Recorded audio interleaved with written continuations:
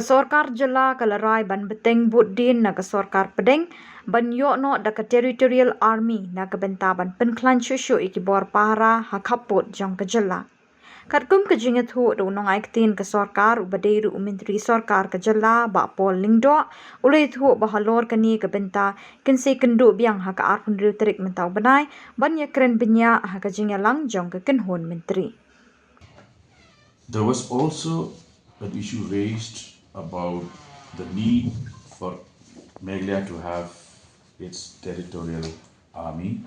This was expressed by leaders of the NEHU as well as the KSU.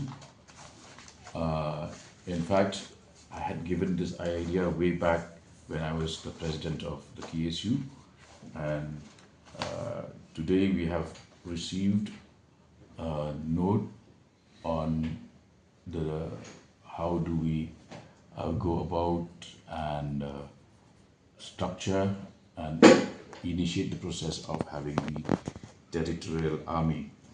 Apart from the state of Mizoram, which was mentioned by leaders of the NEHU,